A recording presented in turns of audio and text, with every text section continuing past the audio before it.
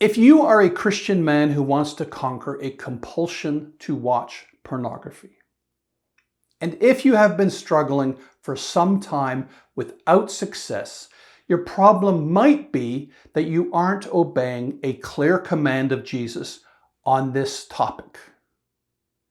Jesus doesn't teach explicitly about pornography, of course, but he does teach about how to win the battle with sins that involve your eyes. That includes the sin of looking at pornographic images and videos. You find this teaching in a few places in the New Testament, in the passages in the Gospels that recount Jesus' Sermon on the Mount.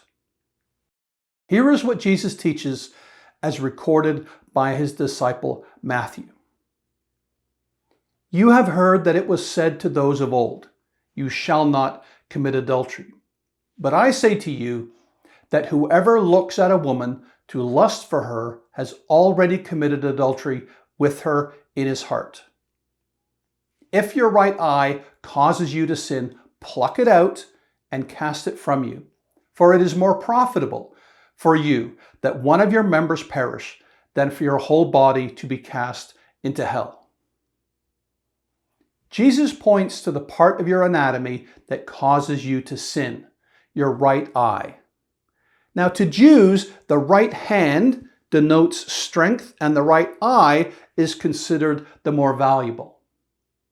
Jesus teaches that if your valuable right eye causes you to sin, then you are to pluck it out of your head and cast it away from you. In other words, you are to take drastic action to conquer sin. Now, a few observations. First, the sin of watching pornography by definition involves the eyes. Lusting involves looking. Your eyes cause you to sin. Second, to defeat the sin of watching pornography, you must cut off the sin at its source, your eyes. And third, conquering sin that involves your eyes requires drastic action. Wimpy half measures don't work, but you probably know this already. Fourth, defeating sin that involves your eyes means forsaking things that are perfectly innocent, valuable, or useful to other people, just not to you anymore. And fifth, your actions to defeat this sin must be decisive and permanent. You not only pluck out your eye, but you also cast it from you so that you never get it back again. Naturally, Jesus is using hyperbole when he commands you to pluck out your eye. He uses exaggeration to make his point. You are not to take Jesus literally and gouge out your right eye. You can't defeat sin with surgery.